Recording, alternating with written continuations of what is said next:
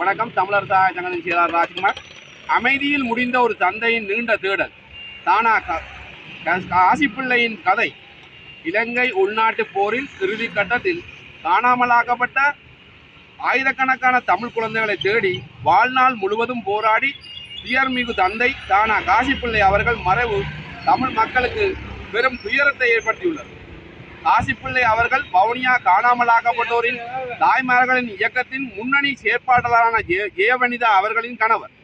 பல ஆண்டுகளாக தங்கள் காணாமலாக்கப்பட்ட குழந்தைகளுக்கான உண்மையும் நீதியும் வேண்டி போராடி வரும் தைரியமான தமிழ் தாய்மார்கள் ஒருவராக ஜெயவனிதா அறியப்படுகிறார்.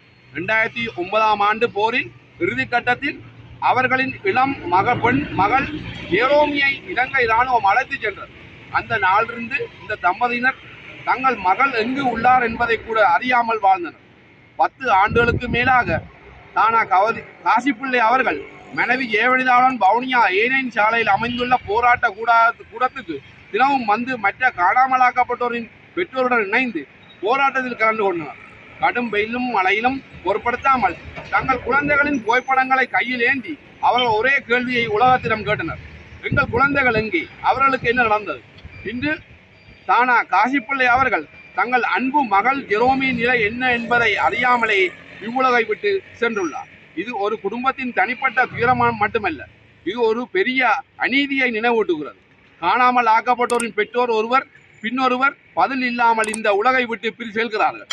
ஒவ்வொரு ஆண்டும் பல பெற்றோர் தங்கள் குழந்தைகளின் செய்தி அறியாமலேயே உடைந்து இதயத்துடன் உயிரிழக்கின்றனர்.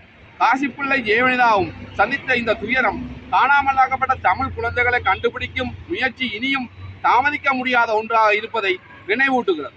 இந்த துயரத்தை கண்ட பெற்றோர் அனைவரும் மறைந்து விடுவதற்கு முன் உலகம் நடவடிக்கை எடுக்க வேண்டும். தமிழ் புலம்பெயர்ந்தோர் காணாமலாக்கப்பட்டோரின் பிரச்சனைகளுக்கும் தமிழ் மக்களின் அரசியல் எதிர்காலத்துக்கும் சர்வதேச சமூகம் விரைவில் கவனம் செலுத்த வேண்டும் என்று நம்புகின்றனர். பல தமிழர்கள் தற்போது அமெரிக்க ஜனாதிபதி டொனால்ட் ட்ரம்ப் அவர்கள் நம்பிக்கையுடன் நோக்குகின்றனர். அவர் நியாயம் என்று கருதும் விஷயங்களில் தைரியமாக முடிவுகள் எடுக்கும் தலைவராக அறியப்படுகிறார். காணாமலாக்கப்பட்டோரின் குடும்பங்கள் அனுபவிக்கும் துயரத்தில் தமிழ் மக்களின் அரசியல் உரிமைகளுக்கும் விரைவில் சர்வதேச நடவடிக்கை ஏற்படும் என்று தமிழர்கள் நம்புகிறார்கள். தானா காசிப்பிள்ளை அவர்களை நினைவூறும் இந்த தருணத்தில் தனது மகளை தேடி கடைசி வரை போராடிய அவரது அன்பையும் உறுதியையும் நாம் மதிக்கிறோம். அவரது பயணம் முடிந்தாலும் ஜெரோமியும் ஆயிரக்கணக்கான காணாமலாக்கப்பட்ட தமிழ் குழந்தைகளின் தேடும் போராட்டம் தொடரும். தானா காசிப்பிள்ளை அவர்களுக்கு அமைதி நிலவட்டும். உங்கள் வெளிச்சத்துக்கு கொண்டு வரப்படும் நாள் ஒரு வரும் வரை தமிழ் மக்கள் தங்கள் காணாமலாக்கப்பட்ட குழந்தைகளுக்கான நீதியை போராட்டம் தொடருவார்கள். நன்றி.